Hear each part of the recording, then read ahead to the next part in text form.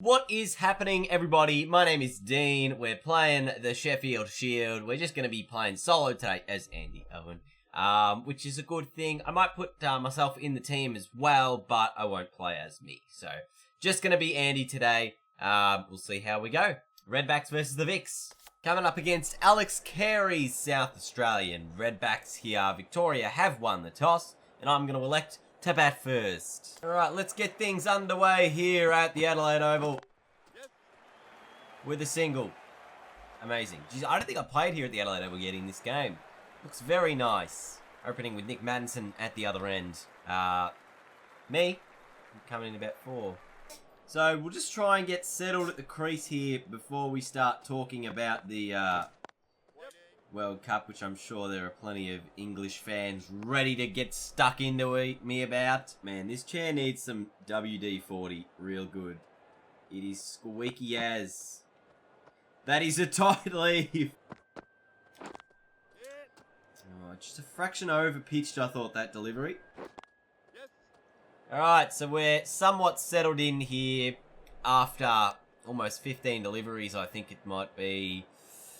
It is 15 deliveries, we made 4 runs. So, let's talk about the World Cup. I would be lying if I said I was surprised because I wasn't really at the outcome.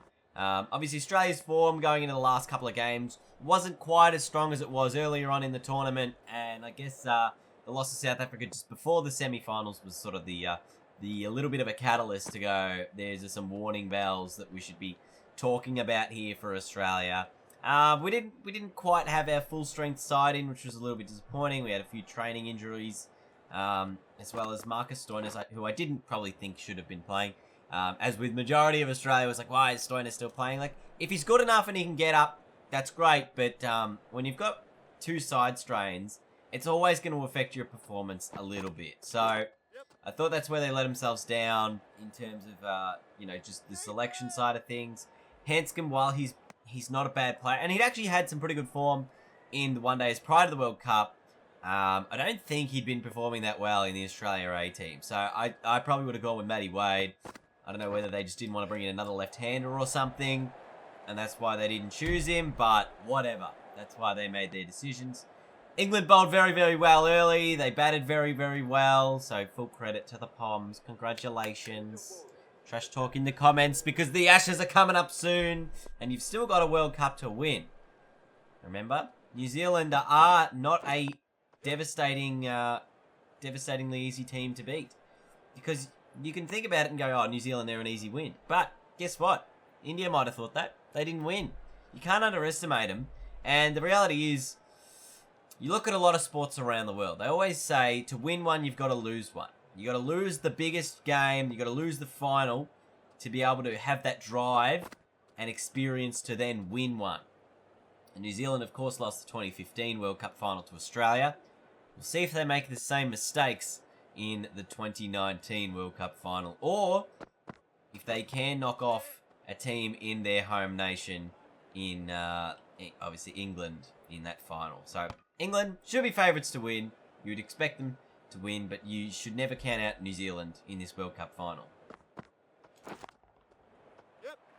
That's nicely played.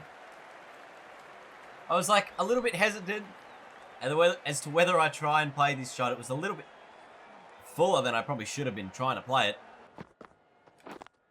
And over pitch that delivery. I didn't quite middle it, so it'll just be 2. It was definitely in the slot to be able to drive down there to mid-off. Worked it away through mid-wicket. The timing was exquisite. The boundary came. None for 40 now, the Vicks. Just good use of the hands there, Carey. All of a sudden 19 from 24 after being 4 from 15. A little bit late on that, so it was driven on the up. They're still going to pick up a couple more to add to the total. Remember when they said this career mode was going to have like headlines and sponsors and all kinds of cool shit? Whatever happened to that? Does anyone know? Does anyone know if that actually happens? I mean, obviously we're super early in the career mode, but I just sometimes feel like, why say something if it's not a thing? I just question it. Oh, that's 4. It's too good. It's the slot. That's the 50 up for the Vicks after just 10 overs. In these episodes, there has been a lot of Sheffield Shield. We have yet to play sort of a domestic one-day game or even a... Oh, that's out, is it? I bloody almost hit it to that man. I didn't want to hit that on the up. I wanted to sort of bump ball it. But as I was saying, we have played a lot of Sheffield Shield cricket. Yet to play any one-day domestic or even in the 2020 state competition or whatever crap they've put in for the Big Bash on this time around. Oh, that's out. That is out. That's an inside edge onto the pad, and leg slip has taken the catch off the bowling of Adam Zampa. So disappointing to end the opening innings for us, and that's the first breakthrough that they get. It's actually not a bad catch, and pretty smart field placements. Gone for 26, 3 fours in there of 33 deliveries. So Zampa taking a couple of wickets. I was gone first ball. That dream. And Andy Owen's going to come in and bowl a couple of overs here. Check weather rolled in. 6 wickets in 5 games. It's not bad, actually. It's about a wicket a game. Put the pressure on the opposition. Look at this South Australian team. 5 for 37. Yep. Outside edge for 4. Yep. Oh, and another outside edge. So I've been hitting the line and the length really good to start. And it's resulted in 2 boundaries. Do I need a 3rd slip in, do you think? I almost think that's worth doing. Alright, so we put a 3rd slip in, taking mid-wicket out. And he's tried to... You could have taken a diving catch then, I reckon. He tried to, like, pull it away. Oh. Short ball, and he wanted to play at it.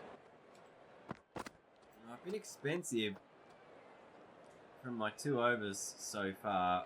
I guess only just the 2 from this over so far, so it's been a good one. And that'll keep it to just 2. So 5 for 49 after 15. 17 overs left in the day's play. It is a strange sort of a game. South Australia trailing by 191 runs. And they are 5 wickets down after just 16 overs. This partnership has probably been worth... Well, I don't know if it's been worth the most. I kind of figured it had because of Jake Weatherald, but we don't know. We might actually have a look here at the partnerships. And it is worth 14 runs, this partnership. The highest partnership was 18. Weatherald's been in since the start. Everyone else just toppling around him. So, South Australia ended up making 218 runs, which is a very competitive score because it means that we're only 23 runs ahead at the end of the first innings. So we will really need to bat well in the second innings to make sure that the Vicks are, going to win this match. Jeez, almost hit it straight to the short leg, and then I've decided to run on a really tight single. And I'm on 3. Madison 11 from 16, started well. 3 from 8 from me. I was always going to play the cut shot regardless of where that ball was swinging in. And it's 4. There's no way in hell I should have ever played that shot. Considering you look at where I was standing, I was like a step outside leg stump. Anyway, it's another boundary. And I'm good. And this is just the difference, right? When you come in to the crease. I don't know why it sort of does this in the second innings. Whether it's the bowling or whatever. But you just, sometimes you come in and your batsman's already on full confidence. So you can just feel a little bit more inclined to be hitting a few more boundaries. Jeez, what's this? I've got some highlights here of my boundaries. Must be the end of the session. It is the end of the session. So the end of the opening session, there's only 5 overs in there for the start of day 2. None for 27. We need it by 50 runs. But I'm actually hungry in the real world here. I feel like I am deserving of some lunch fairly soon. But I also want to make sure that I get this episode out in time. So if this episode is out late on the Saturday, because this is like Saturday morning. Yes, should be one in this. And we're just like cruising along right now, 60 run lead. If we can push the lead to about 200. I mean, 200 is obviously an ideal lead, but maybe I'll just try and play a little bit more aggressively in this innings. Try and push it out a little more. 17 from 16, I mean, I can't really get more. Too much more aggressive as it's Sheffield Shield game. But, you know, I want to play shorter form cricket. I'm sick of playing long form. Unless it's a test match, I want to just play some games where there's some close chases and I have to hit hard and Zampa's in and he's probably going to get me out. Goodness me. Is there a leg slip in again? That's the question I have. Because that's what got me out the first time. Yeah, there is a leg slip in again. So, there's plenty of men around the bat. Try and put me off. Run. Terrifying. Oh, that's 4. Into the gap. Fielders won't be there. Boundary. Actually, if I can hit 2 or 3 boundaries, it might force them to just get rid of all these guys around the bat. So just give me another thing to really latch onto and smash. Oh, I've hit that straight in the air. Fielder should get underneath it. And what a catch that is. So Zampa gets another wicket. I did try and absolutely smash it down the ground. It just hung and hung and hung in the air and allowed the fielder to get all the way down there. That is a superb catch. Absolutely superb from Dalton. I'm not even mad. I'm more impressed by how high I managed to hit that ball than anything. Oh, look at this. Big lead, big lead. Managed to get 300 on the board. It's good. And here the ball at first change. A couple of good balls to start. It's another nice one. Smith and Weatherald in right now. Weatherald obviously the man who made a little bit of runs in the first innings, but there was a partnership sort of in the middle order that we want to talk about for South Australia, and it was Alex Carey made 101 not out with Weatherall making 50. So they were the 2 catalysts for this South Australian side to getting them somewhat a competitive total, and now they're going to chase down about 340 odd. So, I mean, it's possible, but we like to think we can get them out sooner rather than later. Oh, outside edge. Didn't carry. Should have been a wicket. But it wasn't. End of the 6th, 1 for 22. So Victoria end up winning by 109 runs. Alex Carey, I think, is going to be the player of the match here because he, once again, was superb with the bat in that second innings. Made 91 before getting out there. 229 the Redbacks made in the second innings. So they still put on a somewhat competitive score. Pekowski for the Vicks. The best run scorer there with the only, made 126 not out, and Carey was the other 100 there. Sorry. So good win. We didn't do too much with the bat, 26, and look at that, Zampa. Zampa took 6, Jesus. And then in the second innings we made 22. So wasn't great. Zampa got us out both times, which was a little disappointing, but we need to get a little bit better against the spin. And I obviously want to think that to do that, we got to play a little bit more of the shorter form cricket to get there. So we talk about, playing anything other than first class. We look at our upcoming matches here. We've got 2 more Sheffield Shield games before the remainder. For the season finishes, we're 5...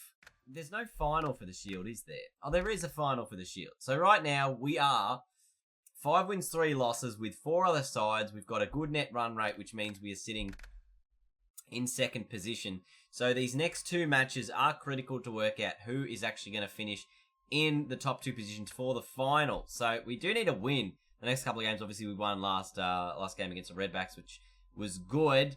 We'll take a look at the leading run scorers for the Sheffield Shield. We can see it's Cameron Bancroft is up there, but Caleb Jewell from Tasmania and Jake Weatherall, the top couple of guys. Kawaja in there.